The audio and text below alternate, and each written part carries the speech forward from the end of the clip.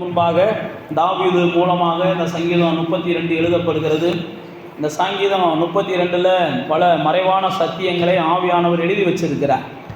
அந்த மறைவான சத்தியங்களில் ஒன்று தான் அவர் தாவீது சொல்லும்போது அந்த 32வது அதிகாரத்தின் முதல் வசனத்தில் யாருடைய பாவம் மன்னிக்கப்பட்டிருக்குதோ, யாருடைய மீறுதல்கள் மூடப்பட்டிருக்கிறதோ, மன்னிக்கப்பட்டிருக்கிறதோ அவங்க தான் பாக்கியவான்கள் அப்படின்னு இங்கே ஆவியானவர் மூலமாக தாவீது பேசுகிறதை பார்க்கிறோம்.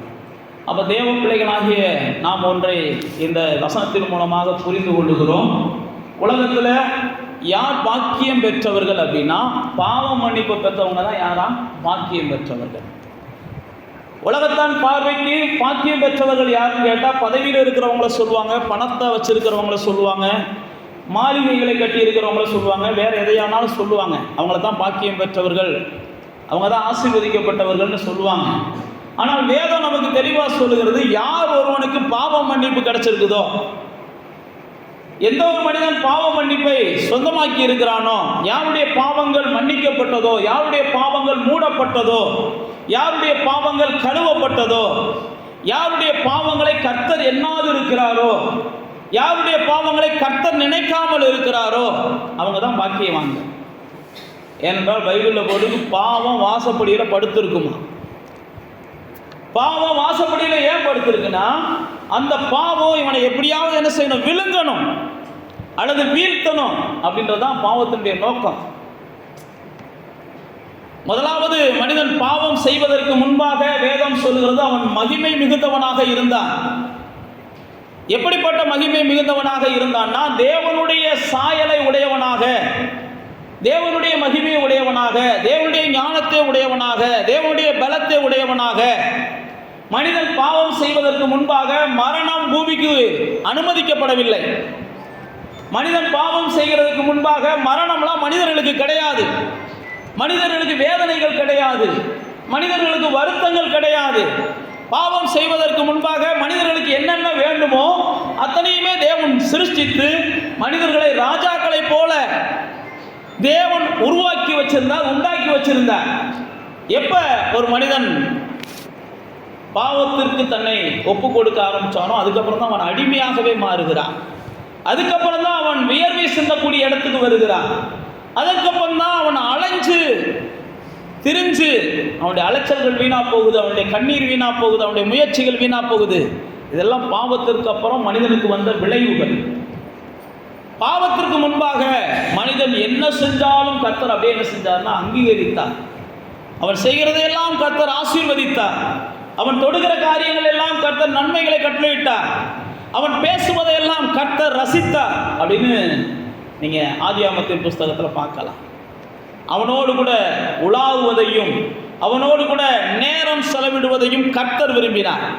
நல்லா தெரிந்து கொள்ளுங்க, பாவம் செய்யறதுக்கு முன்னாடி கர்த்தர் அவனை தேடி வந்துக்கிட்டே இருந்தார்னு பைபிளில் போட்டிருக்குது.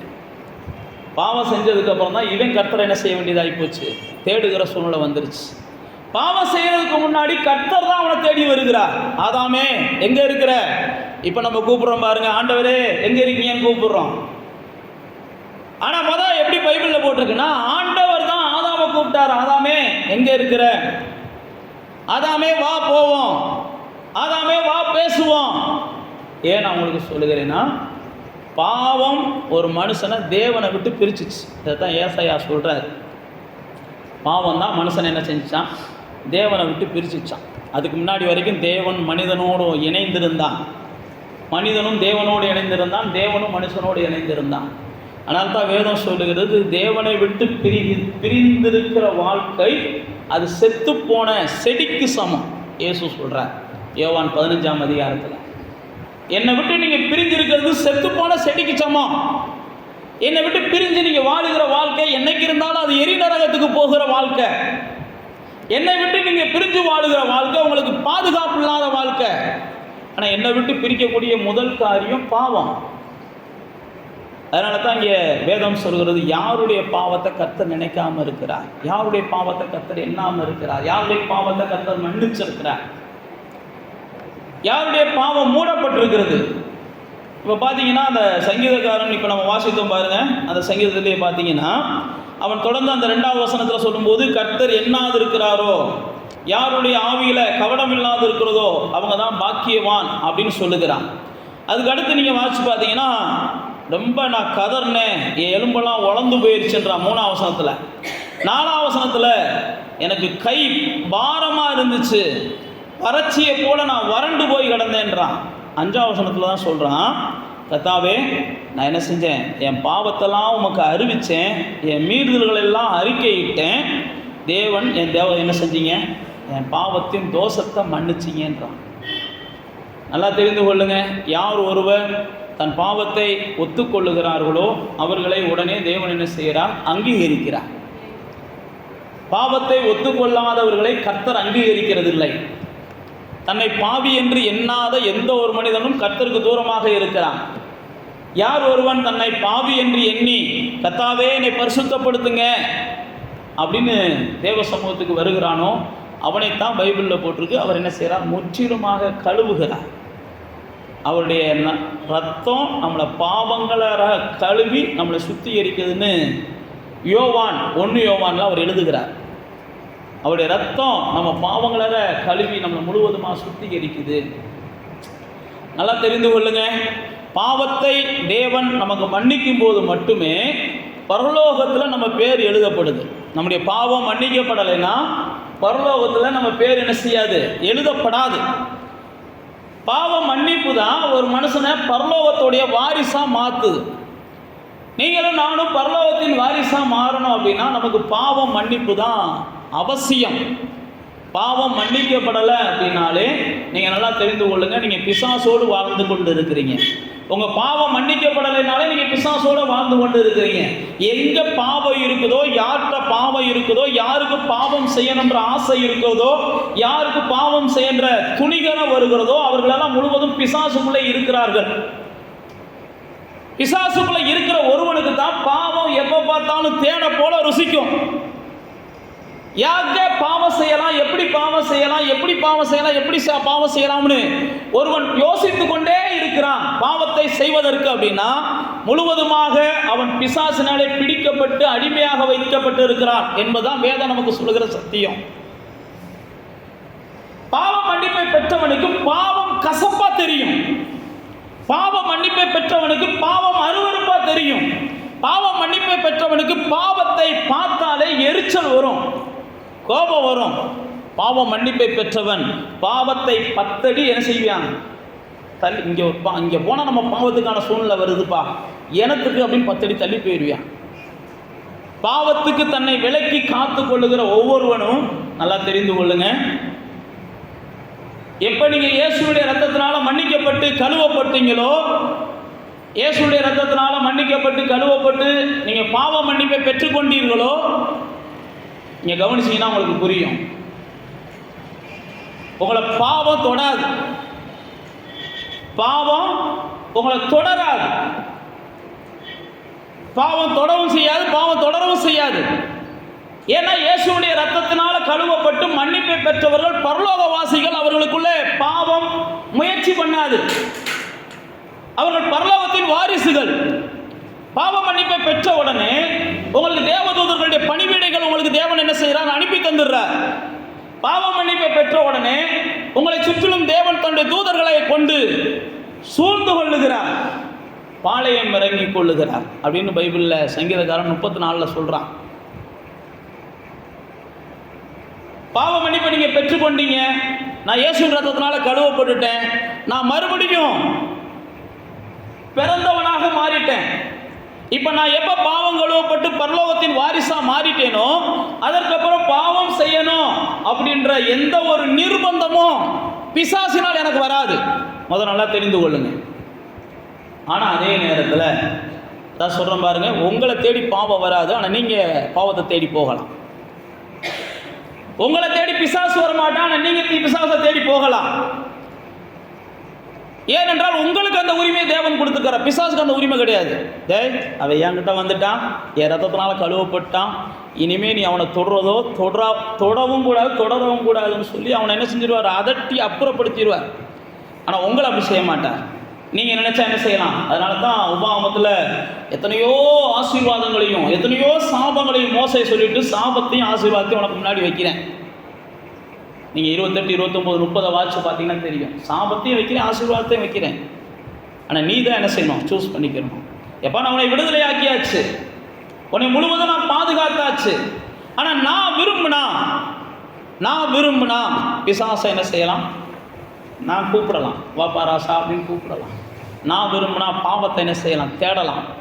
ஏனென்றால் எனக்கு சுயாதீன உரிமையை கர்த்தர் கொடுத்திருக்கிறார்.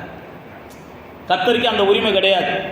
அப்படி உரிமை இருந்துச்சுன்னா அன்னைக்கே ஆதாமை வந்து என்ன செஞ்சிருப்பாரு, நிச்சயமாக தடுத்திருப்பார். ஏனென்றால் தேவன் எந்த மனுஷனுடைய உரிமையிலும் அவர் தலையிடுறவர் கிடையாது. அவர் எந்த மனுஷனுடைய உரிமையிலையும் தலையிடுறவர் கிடையாது. அவர் எந்த மனுஷனையுமே என்ன செய்கிறார்னா கனம் பண்ணுகிறார். எந்த மனுஷனையும் அவர் பெரிய மதிப்பு கொடுக்கிறார், எந்த மனுஷனுக்கும். அப்போ நான் உங்களுக்கு மறுபடியும் சொல்லுகிறேன், பாவத்தை நீங்கள் தேடுனீங்கன்னா கர்த்தர் கூட உங்களை தடுக்க மாட்டார். பாவம் செய்கிற வாய்ப்புகளை பிசாசு உங்களுக்கு உருவாக்கி கொடுப்பான். ஏன்னா நீங்கள் தேடுறீங்க, பாவத்தை குறித்து கொஞ்சம் அப்படியே அறிவிய நீங்கள் என்ன அறிந்து கொள்ள விரும்புகிறீங்க, ருசி பார்க்க விரும்புகிறீங்க. சும்மா இருக்கிற பிசாசை நீங்களாம் என்ன செய்கிறீங்க, ஆமாம் நாய் வாழை பிடிச்சி இழுத்த கதையா நீங்கள் தான் இழுக்கிறீங்க. நான் மறுபடியும் சொல்லுகிறேன், நீங்கள் நாளுக்கு நாள் பரிசுத்தாவின் துணையை கொண்டு, ரோமரில் சொல்கிறாரு, பாவம் உங்களை மேற்கொள்ளாது. ஆனால் நீங்கள் என்ன செய்யலாம், பாவத்துக்கு இடம் கொடுக்கலாம். நீங்கள் கிறிஸ்துவுக்குள்ளே வந்ததுக்கப்புறம் ஆக்கினை தீர்ப்பு கிடையாது. இதெல்லாம் ரோமர் 8 சொல்கிறாரு. கிறிஸ்துவுக்குள்ளே வந்துட்டீங்க, ஆக்கினை தீர்ப்புலாம் கிடையாது. அப்போ பாவ மன்னிப்பு என்பது ஒவ்வொரு இயேசுவினுடைய நாமத்தை தொழுது கொள்ளுகிறவர்களுக்கும் கொடுக்கப்படுகிறது.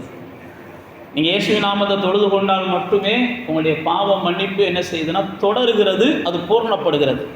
நீங்கள் இயேசுவின் நாமத்தை தொழுது கொள்ளலை அப்படின்னாலே உங்களுடைய பாவ மன்னிப்பு காலாவதியாகி போயிடும். இன்றைக்கி நான் பாவ மன்னிப்பை பெற்றுக்கொண்டேன், ஆனால் இயேசுவை தொழுது கொள்ளலை, நான் தொடரலை அப்படின்னாலே நல்லா தெரிந்து கொள்ளுங்க, உங்களுடைய பாவ மன்னிப்பு வீணாக போகும். நீங்கள் பாவம் மன்னிப்பப்பட்டது பொய் என்று உங்களுடைய உள்ளமே சொல்லக்கூடிய நாட்களும் வரும், காலமும் வரும். அப்போ பாவ மன்னிப்பு மனிதனுக்கு எப்படி கிடைக்குது அப்படின்னா, வேதம் சொல்லுது, ரத்தம் சிந்துதல் இல்லாமல் என்ன இல்லை, பாவ மன்னிப்பு இல்லை. அதனால தான் லேவியராகமம் புஸ்தகத்தை நீங்கள் வாசிச்சு பார்த்தீங்கன்னா, மனுஷனுக்கு பாவ மன்னிப்புக்காகவே ரத்தம் சிந்துவதற்கு லேவியராகமத்தில் பல சத்தியங்களை ஆவியானவர் எழுதி வச்சிருப்பார். ரத்தம் சிந்துதல் இல்லாமல் பாவ மன்னிப்பு இல்லை. ஏன்னா ரத்தத்தில் என்ன இருக்குதான், உயிர் இருக்குதான். பைபிள் அப்படி தான் போட்டிருக்கு நமக்கு. ரத்தத்தில் உயிர் இருக்கிறதுனால தான் தேவன் ரத்தம் சிந்துதலை அனுமதித்தார். அப்போ ரத்தம் சிந்தின மனிதர்கள் பூர்ணப்படவே இல்லைன்னா அட்டு பாவம் செஞ்சோம்னா ரத்தம் சிந்திக்கலாம், வருஷத்துக்கு ஒரு முறை ஆடை அடிச்சுக்கலாம், வருஷத்துக்கு ஒரு முறை மாடை வெட்டிக்கலாம், வருஷத்துக்கு ஒரு முறை புறா குஞ்சுகளை கொண்டு போய்க்கலாம் அப்படின்னு சொல்லி இவர்கள் பாவம் செய்வதை தவிர்ப்பதற்கு பதிலாக பாவத்துக்கு பரிகாரம் இருக்குல்ல, புரியுதா உங்களுக்கு, எப்படின்னு சொல்லி பாவங்களை செய்து கொண்டே இருந்தாங்க. அப்போ தான் ஆண்டவர் என்ன செஞ்சார், மனிதனுக்கு பாவத்தை செய்தால் எவ்வளோ பெரிய கொடிய தண்டனை வரும்னு தனக்கு வெளிப்படுத்துவதற்காக இயேசுவே தன்னுடைய ரத்தத்தெல்லாம் சிந்தி யார் ஒருவர். அதனால தான் எபிரேயரில் நீங்கள் 8ஆம் அதிகாரம் 9ஆம் அதிகாரம் 10ஆம் அதிகாரத்தில் வாசித்து பார்த்தீங்கன்னா இதை பற்றி தான் சொல்லுவார். மாடுகளின் ரத்தம், ஆடுகளின் ரத்தம், உட்காருங்கம்மா, மாடுகளின் ரத்தம், ஆடுகளின் ரத்தம், இதெல்லாம் ஒரு மனுஷன் என்ன செய்யாது, பூரணப்படுத்தாது. ஒரு மனுஷனுக்கு இதெல்லாம் பாவ மன்னிப்பை தராது. எபிரேயரில் அப்படி தான் ஆவியானவர் எழுதி வைப்பார். அப்போ தான் இயேசுடைய ரத்தத்தின் மூலமாக, நீங்கள் 9ஆம் அதிகாரத்துக்கு வாங்க, எபிரேயர் 9ஆம் அதிகாரத்தை எடுங்க. இயேசுடைய ரத்தத்தின் மூலமாக தான் ஒரு மனுஷனுக்கு பாவ மன்னிப்பை தேவன் கொடுக்கிறார். அது வரைக்கும் பாவ மன்னிப்பை கொடுப்பதற்கு தேவன் மனிதருக்கு பல ஆலோசனைகளை கொடுத்து கொண்டே இருந்தார். ஆனால் அவன் பாவ மன்னிப்பை பெற்றுக்கொண்டானே ஒழிய பாவம் செய்கிற சுபாவத்தை அவன் மாற்றவில்லை. ஆனால் தேவனுடைய நோக்கம், உங்களுக்கு பாவ மன்னிப்பை கொடுப்பதனுடைய நோக்கம், நீங்கள் பாவம் செய்கிற சுபாவத்தை மாற்ற வேண்டும். பாவம் செய்கிற சுபாவத்தை மாற்றாத ஒருவனுக்கு தேவன் மன்னிப்பை கொடுப்பதே இல்லை. பைபிளில் போட்டிருக்கு, அது இப்படிப்பட்டவங்க துணிகரமாக செய்கிறதுனால அவங்க சகாயமின்றி சடுதியிலே நாசமடைவார்கள்னு போட்டிருக்கு. பாவ மன்னிப்பை பெற்றுக்கொண்டோம் என்றாலே ஒன்றை நீங்கள் புரிந்து கொள்ளணும், பாவத்தை குறித்த வெறுப்பு உங்களுக்குள்ள வளரணும். பாவத்தை குறித்த வெறுப்பு உங்களுக்குள்ள வளரலை அப்படின்னா இந்த பாவ மன்னிப்பினால் வருகிற பாக்கியம் உங்களுக்குள்ள வளரவே செய்யாது. பாவ மன்னிப்பை பெற்றுக்கொண்ட பின்பும் நமக்கு பாவம் செய்யணும்ன்ற எண்ணங்கள் வந்துச்சுன்னா பேதுரு சொல்றாரு, உங்களுடைய முன்னிலைமையை காட்டிலும் உங்களுடைய பின்னிலைமை ரொம்ப கேடுள்ளதாக இருக்குன்றாரு. அப்படின்னா என்னன்னா, பாவம் மன்னிக்கப்பட்டவன் மறுபடியும் பாவம் செய்ய துணிந்தால் பிசாசு அவனை அகோரமாக தாக்குவான். அதனால பாவ மன்னிப்பை பெற்றுக்கொண்ட நாம் பாவ மன்னிப்பை என்ன செய்யணும்? நிலைத்திருக்கணும். பாவம் மன்னிக்கப்பட்டவன் நான் பாவம் செய்யக்கூடாது, என்னுடைய பாவம் கழுவப்பட்டவன் நான் பாவம் செய்யக்கூடாது, இயேசுடைய ரத்தம் எனக்காக சிந்தப்பட்டு என்னை பரிபூர்ணப்படுத்திருச்சு. பாவத்தை விரும்புவது, நீங்கள் நல்லா தெரிந்து கொள்ளுங்க, நரகத்தை விரும்புவதற்கு சமம். பாவத்தை விரும்புவது பிசாசை விரும்புவதற்கு சமம். பாவத்தை விரும்புவது சாபத்தை விரும்புவதற்கு சமம். எந்த ஒரு மனுஷனும் பைபிளில் போட்டிருக்கு, அவன் பாவம் செய்கிறானேன்னா ஒரு நாள் அவன் பிடிபடுவான், பிடிபடாமலாம் இருக்க மாட்டான். எந்த பாவமும் நிச்சயமாக ஒரு நாள் என்ன செய்யும்? வெளியரங்கமாக்கப்படும். இப்படி தான் போட்டிருக்குது. தீமோத்தேயுக்கு சொல்லும்போது சொல்கிறார், பாவங்கள் ஒரு நாள் என்ன செய்யும்? வெளியரங்கமாகும். சிலருக்கு பாவங்கள் முந்தி கொள்ளும்லாம் போடுறாரு. அதில் பாவம் மன்னிப்பு. இப்போ எபிரேயர் 9ஆம் அதிகாரத்துக்கு வந்தீங்கன்னா அங்கே பாருங்கள், எபிரேயர் 9ஆம் அதிகாரத்தில் 12ஆம் வசனத்தில் போட்டிருக்கு, வெள்ளாட்டுக்கடா இளங்காளை இவைகளுடைய இரத்தத்தினால் அல்ல, தம்முடைய சொந்த இரத்தத்தினாலே ஒரே தரம் மகா பரிசுத்த ஸ்தலத்தில் பிரவேசித்து நித்திய மீட்பை உண்டு பண்ணினார் அப்படின்னு பைபிளில் போட்டிருக்குது. இதே எபிரேயர் புஸ்தகத்திலேயே ஆவியானவர் என்ன செய்கிறார்னா, ரத்தம் சிந்துதல் இல்லாமல் நமக்கு பாவ மன்னிப்பு இல்லை, அதனால தான் ரத்தம் சிந்துதலுக்கு இயேசு தன்னை ஒப்பு கொடுத்தார் அப்படின்னு சொல்லி இந்த எபிரேயர் புஸ்தகங்களில் நீங்கள் தொடர்ந்து வாசித்து பார்த்தீங்கன்னா பல சத்தியங்களும் ஆவியானவர் எழுதி வச்சிருப்பார். அப்போ நான் உங்களுக்கு சொல்ல வருகிற கருத்து என்னன்னா, இயேசு ரத்தம் சிந்தினார். இதைத்தான் நான் உங்களுக்கு சொன்ன முதல் வசனத்தை இன்னொரு முறை கூட நம்ம வாசிக்கலாம். வாங்க, யோவானுக்கு எழுதின சுவிசேஷத்துக்கு வாங்க. இயேசு ரத்தம் சிந்தினார். அந்த ரத்தம் சிந்தினதுனால, அந்த ரத்தத்தினாலே நம்முடைய பாவங்களை எல்லாம் அவர் நீக்கிவிட்டார் அப்படின்னு சொல்லி 1 யோவானில் ஆவியானவர் 7வது வசனத்தில் பாருங்க, 7-8 வசனத்தை வாசிங்க. 1 யோவான் பக்கம் 325வது பக்கம், புதிய ஏற்பாட்டில், அவர் ஒளியாக இருக்கிறது போல நாமும் ஒளியிலே நடந்தால் ஒருவரோடு ஒருவர் ஐக்கியப்பட்டு இருப்போம். அவருடைய குமாரனாய் இயேசு கிறிஸ்துவின் ரத்தம் சகல பாவங்களையும் நீக்கி நம்ம என்ன செய்து சுத்திகரிக்குது. நமக்குள் பாவம் இல்லை என்போமே, ஆனால் நம்மை நாமே வஞ்சிக்கிறவர்களாக இருப்போம், சத்தியம் நமக்குள்ள இராது. நம்முடைய பாவங்களை நாம் அறிக்கையிட்டால் பாவங்களை நமக்கு மன்னித்து எல்லா அநியாயங்களையும் நீக்கி நம்மை சுத்திகரிப்பதற்கு அவர் உண்மையுள்ளவராக நீதியுள்ளவராக இருக்கிறார் அப்படின்னு பைபிளில் போட்டிருக்கு. இப்போ பாவம் மன்னிப்போட முதல் பாவம் மன்னிப்பு கொடுக்கறது இயேசுவோட ரத்தம் தான் கொடுக்குது. இயேசுடைய ரத்தம் இல்லாமல் பாவ மன்னிப்பு கிடையாது. அப்போ பாவ மன்னிப்பு வேணும் அப்படின்னா நான் செய்த பாவங்களை இயேசுவோட போய் நான் ஒத்துக்கிறோம். ஆண்டவரே, கடந்த நாட்களில் நான் இப்படியெல்லாம் பாவம் செஞ்சுட்டேன், நான் மறுபடியும் சொல்லுகிறேன். மன்னிக்கப்பட்ட பாவத்தை மறுபடியும் நாம் சொல்லுவது பிசாசுக்கு இரையாவதற்கு இடம் கொடுக்கும். தேவன் என் பாவத்தை நான் ஒரு வாட்டி மனம் உருகி அல்லது மனம் திருந்தி நான் மன்னிப்பு கேட்டேன்னா அவர் மன்னிச்சிடுறாரு. நான் ஒரு வாட்டி, ஒருவேளை நான் 10ஆவதுல செஞ்ச பாவமாக இருக்கலாம், 12ஆவதுல செஞ்ச பாவமாக இருக்கலாம், காலேஜ் படிக்கும்போது செஞ்ச பாவங்களாக இருக்கலாம். நான் உங்களுக்கு சொல்லுகிறேன், 18 வயசுக்கு மேலே நீங்கள் செய்கிற பாவங்கள் தான் தேவ சமூகத்தில் நினைக்கப்படுகிறது. அதை முதல்ல நீங்கள் மனசில் புரிஞ்சுக்கணும். 18 வயசுக்கு கீழே செய்யப்படுகிற எந்த ஒரு பாவமும் தேவ சமூகத்தில் நிறைக்கப்படாது. ஏனென்றால் அது நன்மை தீமை அறியாத வயசு. பாவம்னா என்னன்னு தெரியாத வயசு. அதனால் நீங்கள் சின்ன பிள்ளையில செஞ்ச பாவம்னு சொல்லி 5வது வயசு 5வது படிக்கும்போது செஞ்சது, 10வது படிக்கும்போது செஞ்சதெல்லாம் போட்டு நினைச்சு என்ன செய்யாதீங்க, குழம்பிக்கிட்டு இருக்காதீங்க. ஏனென்றால் எல்லா சிறு பிள்ளைகளும் தேவனுக்குரியவர்கள், எல்லா சிறு பிள்ளைகளும் பரலோகத்திற்குரியவர்கள். பாவம் எது, பாவம் இல்லாதது எது, நன்மை எது, தீமை எதுன்னு அறியறது வரைக்கும் நல்லா தெரிந்து கொள்ளுங்க. கர்த்தர் உங்களை என்ன செய்கிறான்னா தன்னுடைய சொந்த பிள்ளையாக தான் பார்த்துக்கிட்டே இருக்கிறார். நீங்கள் ஒரு குழந்தை, அவ்வளோதான். ஏன்னா 12வது கீழே பார்த்தீங்கன்னா நீங்கள் நல்லா தெரிஞ்சுக்கோளுங்க, 18 வயசுக்கு கீழே பைத்தியம் பிடிக்கிற வயசு அது. 18 வயசு கீழே ஒவ்வொரு வாலிப பையனும் ஒவ்வொரு வாலிப பிள்ளைகளும் பல வகையான தவறுகளை இடருவாங்க, செய்வாங்க. ஆனால் மனிதர்கள் வேணால் என்ன செய்யலாம், அதை நினைக்கலாம். நான் மறுபடியும் சொல்லுகிறேன், தேவன் அப்படிப்பட்டவைகளை எண்ணுகிறது இல்லை. ஏன் நான் உங்களுக்கு சொல்லுகிறேன் அப்படின்னா, வேதம் அதற்கு எத்தனையோ சாட்சிகளை கொடுக்கிறது. அதனால் நான் உங்களுக்கு சொல்ல வர முக்கிய கருத்து என்னென்னா, உங்களுடைய பாவம் மன்னிக்கப்பட்டுச்சுன்னு நீங்கள் நிச்சயத்திருக்கிற காரியங்களை மறுபடியும் நினைக்காதீங்க. உங்கள் வாழ்க்கையில் சில சூழ்நிலைகள் வரும்போது நீங்கள் மன்னிக்கப்பட்ட பாவத்தை நினைப்பதற்காக பிசாசு சில நேரத்தில் என்ன செய்வான், யாரை வச்சாலும் ஞாபகப்படுத்துவான். தேவனை மறந்து போன பாவங்களை நீங்கள் நினைக்கிறதுக்காக. ஏனென்றால் வேதம் சொல்லுகிறது, தேவன் மன்னிச்ச உடனே அதை என்ன செய்கிறாராம், கடலின் ஆழத்தில் கொண்டு போய் போட்டுடுறார், முதுகுக்கு பின்னாடி எரிஞ்சிடுறார். அன்பு திரளான பாவங்களை மூடிடுது. நீங்கள் மன்னிப்பு கேட்ட பாவங்கள். அதனால தான் யோவான் சொல்கிறார், நீங்கள் அறிக்கையிட்டுனா மனப்பூர்வமாக அறிக்கையிட்டு, அழுது அறிக்கையிட்டு, ஆண்டவரே இந்த பாவம் எனக்கு வேண்டாம்ப்பா, நான் செஞ்சேன், இனிமேல் நான் செய்ய விரும்பலை, ஆண்டவரே என்னை மன்னிச்சிருங்கப்பான்னு எந்த ஒரு பாவத்தை இனிமேல் நான் செய்ய விரும்பலன்னு கேட்குறீங்களோ அந்த பாவம் தான் மன்னிக்கப்படும். ஆண்டவரே இன்றைக்கி நான் செஞ்சேன், எனக்கு மன்னிச்சிருங்க, நாளைக்கு செஞ்சால் கூட என்னை மன்னிச்சிருங்க அப்படின்னா அப்படிப்பட்ட பாவங்கள் எல்லாம் கண்டிப்பாக என்ன செய்யும், வெயிட்டிங்கில் இருக்கும், மன்னிப்புலாம் போகாது. அதனால தான் நீதிமொழிகள் 28:13 சொல்லுது, பாவங்களை மறைக்கிறவன் என்ன செய்ய மாட்டான், வாழ்வடைய மாட்டான். அவைகளை அறிக்கை செய்து அதை நீங்கள் என்ன செஞ்சிடணும், விட்டுறணும். விட்டால் தான் அந்த பாவ மன்னிப்புக்குரிய பாக்கியம் உங்களுக்கு தேவனிடத்துலேருந்து கொடுக்கப்படும். அப்போ பாவ மன்னிப்பு எல்லாருக்கும் அவசியம். பாவம் மன்னிக்கப்பட்டவன் தான் தேவனுடைய பார்வையிலே விலையேறப்பட்டவன். பாவம் மன்னிக்கப்பட்டவன் தான் பரலோகத்தினுடைய வாரிசாக எண்ணப்படுகிறான்.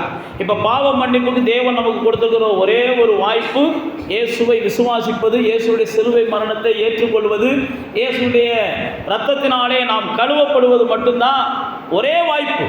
பாவ மன்னிப்புக்கு என்று எந்த புண்ணியமும் கிடையாது. சிலர் அப்படி நம்புகிறாங்க. 4 அனாதைகளுக்கு நம்ம ட்ரெஸ் எடுத்து கொடுத்தா நமக்கு பாவம் மன்னிக்கப்பட்டுரும் நம்புகிறாங்க. அதெல்லாம் முழுக்க பிசாசுடைய பொய்யான தந்திரம். அப்படிலாம் நடக்காது. 4 அனாதைகளுக்கு கல்யாணம் முடிச்சு வச்சோம், ஏழைகளுக்கு நம்ம ஏதாவது உதவி செஞ்சோம், இல்லாதவங்களுக்கு நம்ம குளிப்பாட்டி விட்டோம், ட்ரெஸ் எடுத்து கொடுத்தோம். நான் மறுபடியும் சொல்லுகிறேன், இதெல்லாம் பாவம் மன்னிப்பை உங்களுக்கு கொடுக்காது. அப்படி நீங்கள் நினச்சிங்கன்னா ஏமாந்து போயிடுவீங்க. பாவ மன்னிப்பை எது கொடுக்குதுன்னா வேதம் தெளிவாக சொல்லுது, இயேசு கிறிஸ்துவினுடைய சிலுவை மரணம் மட்டுமே பாவ மன்னிப்பை நமக்கு கொடுக்குது. வேறு எது மூலமாக நமக்கு பாவ மன்னிப்பு கிடையாது. பிசாசு பாவ மன்னிப்புக்காக பல நூதன வழிகளை ஏற்படுத்துவான். இயேசுடைய ரத்தத்தை மட்டும் நீ விசுவாசிச்சிடாத, ஏனென்றால் இயேசுடைய ரத்தம் பிசாசை விரட்டக்கூடியதுன்னு சொல்லி வெளிப்படுத்தின விசேஷம் 12ஆம் அதிகாரத்தில் போட்டிருக்கிறார். சாட்சியின் வசனமும் ஆட்டுக்குட்டியானவருடைய ரத்தமும் பிசாசை விரட்டக்கூடியது. அதனால தான் பாவ மன்னிப்புக்காக நான் மறுபடியும் சொல்லுகிறேன், வேறு வழியெல்லாம் கிடையாது. இயேசுவை நீங்கள் விசுவாசித்து, ஆண்டவரே என் பாவத்தெல்லாம் நான் அறிக்கையிடுறேன், என்னை மன்னிச்சிருங்கப்பா, இனிமேல் நான் பாவம் செய்யாமல் வாழ விரும்புகிறேன், என்னை புதிய மனுஷனாக்குங்கப்பா அப்படின்னா வேதம் சொல்கிறது, உங்களுடைய பழைய மனிதனை களைந்து போட்டு அவருடைய சாயலுக்கு ஒப்பான புதிய மனிதனை நீங்கள் தரித்து கொள்வதற்கு தேவன் என்ன செய்கிறாராம், உங்களுக்கு இரக்கம் பாராட்டுகிறாராம். இதை தான் எபேசியர் 4ஆம் அதிகாரங்களில் 2ஆம் அதிகாரங்களில் நீங்கள் வாட்சி பார்த்தீங்கன்னா ஆவியானவர் அழகாக எழுதி வச்சிருக்கிறார். எல்லாத்தையும் களைஞ்சு போட்டுறீங்க. அப்போ பாவ மன்னிப்பு தேவனால் நமக்கு என்ன செய்கிறது, அருளப்படுகிறது. பாவ மன்னிப்பு நம்மளை இந்த பூமியில் என்ன செய்யுதுன்னா பாக்கியவான்களாக மாற்றுது. நான் தான் சொன்ன பாருங்க, பாவ மன்னிப்பை பெற்றவன் முதலாவது தேவனோடும் மனுஷனோடும் சமாதானமாக வாழ அவன் முயலுவான். ரோமர் 5ஆம் அதிகாரம் 1ஆம் வசனத்தில் வாசிச்சு பார்த்தீங்கன்னா, தேவனோடு சமாதானமாக நாம் வாழ ஒரு வாசல் தான் பாவ மன்னிப்பு. பாவ மன்னிப்பு பெறாதவன் தேவனோடு சமாதானம் ஆகாதவன். நீங்கள் நல்லா தெரிந்து கொள்ளுங்கள். தன்னுடைய பாவத்தை தேவனுடைய சமூகத்தில் அறிக்கையிட்டு இயேசுவினுடைய இரத்தத்தினால கழுவப்படாத எந்த ஒரு மனிதனும் தேவனோடு கூட சமாதானம் ஆகாதவன். அவன் தேவனுடைய சந்ததி ஆகிறதெல்லாம் வாய்ப்பே இல்லை. தேவனுடைய சமாதானம் ஆகணும்னாலே தன்னுடைய பாவங்களை அறிக்கையிட்டு அவருடைய மன்னிப்பை பெற்றுக்கொண்டால் தான் நம்ம சமாதானமாக முடியும். நாம் தேவனோடு சமாதானம் ஆனவே ஆனால் பைபிளில் போட்டுருக்கு, நாம் எல்லாம் புதிய சிருஷ்டிகளாக மாறுகிறோம். 2 கொரிந்தியர் 5:17 போட்டிருக்குது. எல்லாம் ஒளிஞ்சு போயிடுது, அதுக்கப்புறம் நம்ம புதிய சிருஷ்டிகளாக மாறுகிறோம். அடுத்து பார்த்தீங்கன்னா எபிரேயரில் சொல்கிறாரு, பாவங்கள்லாம் அதுக்கப்புறம் மறக்கப்பட்டிருக்கு. நீங்கள் சமாதானமான உடனே எபிரேயர் 8:12 வாசிச்சு பார்த்தீங்கன்னா, 8:12 வாசிங்க. எபிரேயர் புத்தகத்தை எடுத்து 8ஆம் அதிகாரத்தை எடுத்து அந்த 12ஆம் வசனத்தை வாசிங்க.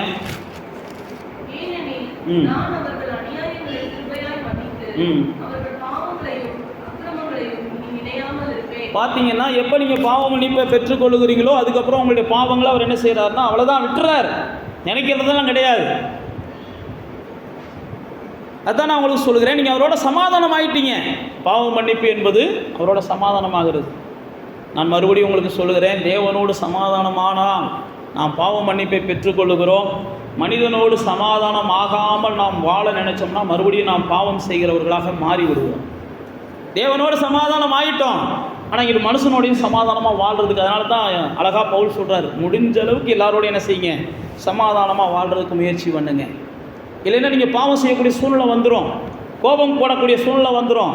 கோபம் கொள்ளும்போது நீங்கள் பாவம் செய்யக்கூடிய இடத்துக்கு நீங்கள் வந்துடுவீங்க. அதனால் முடிஞ்ச அளவுக்கு சமாதானமாக, முடிஞ்ச அளவுக்கு பகை இல்லாமல் வாழுங்க அப்படின்னு போட்டிருக்குது.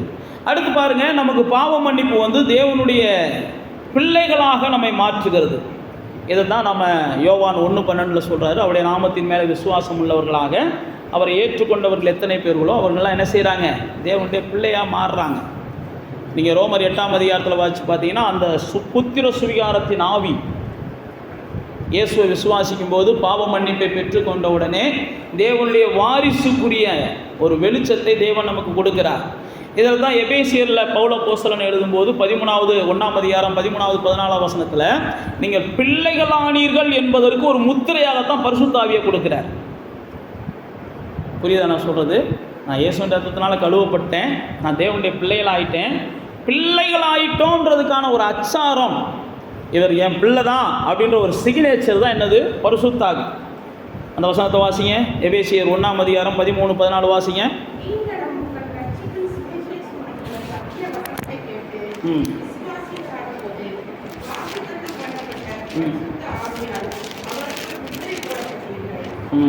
பார்த்தீங்களா, அழகாக போட்டிருக்குவாருங்க. அடுத்த வசனத்தை வாசிங்க.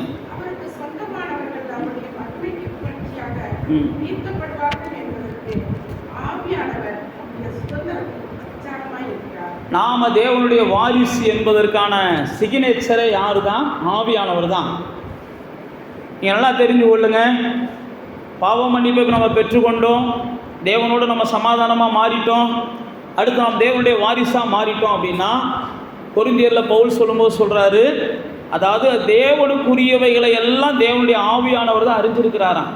2 கொரிந்தியரில் அழகாக சொல்கிறாரு. அப்போ தேவனுக்குரியதை அறிஞ்ச அந்த ஆவியானவர் நம்மளை தேவனுடைய பாதையில வழி நடத்துவதற்கு, தேவனுடைய வாரிசுகளாக வழி நடத்துவதற்கு, தேவனுடைய பிள்ளைகளாக வழி நடத்துகிறதுக்கு தேவனால் அருளப்பட்டிருக்கிற துணையாளர்னு பைபிளில் போட்டிருக்கு.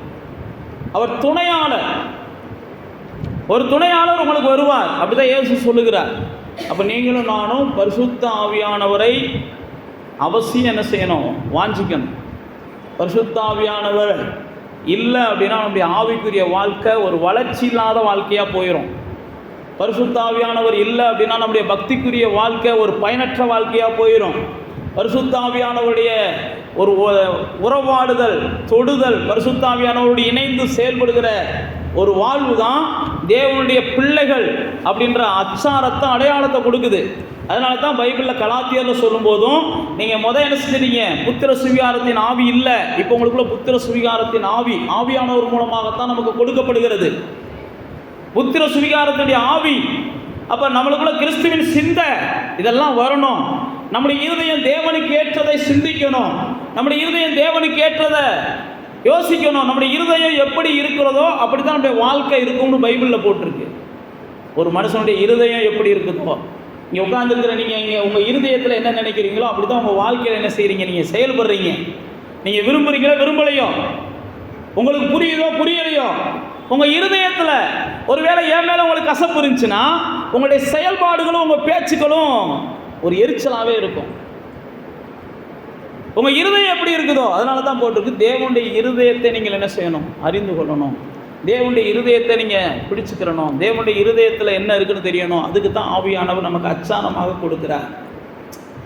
அடுத்து பாவ மன்னிப்பு என்பது நம்மை தேவ சாயலுக்கு நேராக வழி நடத்துகிறது. ஏனென்றால் மனிதனை முதல்ல தேவன் படைக்கும் போது என்ன செஞ்சார், தன்னுடைய சாயலாக தான் படைத்தார். ஆனால் மனிதன் என்ன செஞ்சுட்டான், பாவம் செஞ்ச உடனே தேவ சாயலை இழந்துட்டான். பைபிள் அப்படி தான் நமக்கு சொல்லுகிறது. தேவ சாயல் இழந்துட்டான், தேவ மகிமை இழந்துட்டான். அப்போ பாவ மன்னிப்பு என்பது நமக்கு தேவ சாயலை கொடுக்கிறது. இதைத்தான் கொலோசியர் 1:15 அவர் சொல்கிறார், ஆவியானவர் சொல்கிறாரு. அதே மாதிரி தான் 2 கொரிந்தியரில் சொல்லும்போது நாம் மகிமையின் மேலே மகிமை அடைந்து, அந்த 3ஆம் அதிகாரத்துக்கு வாங்க, 2 கொரிந்தியர் 3ஆம் அதிகாரத்துக்கு வாங்க. அவருடைய சாயலை குறித்து அங்கே ஆவியானவர் கடைசியில் 18ஆம் வசனத்தை வாசிங்க. 2 கொரிந்தியர் 3ஆம் அதிகாரம் 18ஆம் வசனம்.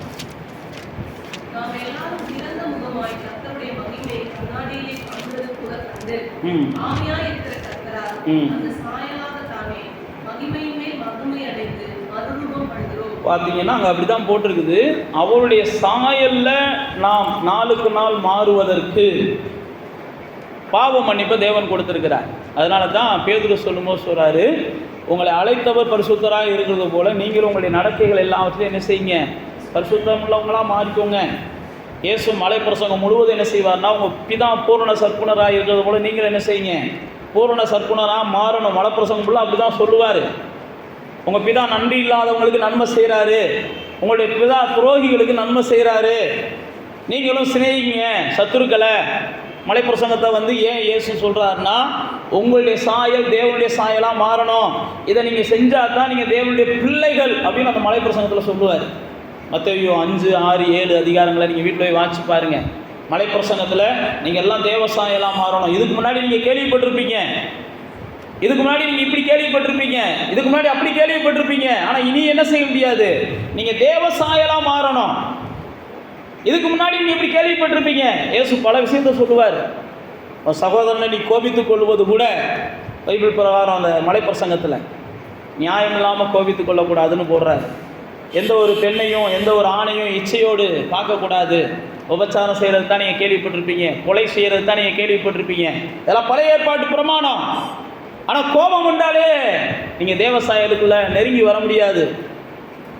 கொலை செஞ்சாங்கன்னு இல்லை, கோபம் கொண்டாலே. அப்படி தான் இயேசு கற்றுக் கொடுப்பார். உபச்சாரம் செஞ்சால் மட்டும் இல்லை, இச்சையோடு பார்த்தாலே. அப்போ என்னன்னா, தேவ சாயலை நீங்கள் வெளிப்படுத்தணும். சிருஷ்டிக்கருடைய சாயல். அந்த வசனத்தை வாசிங்க.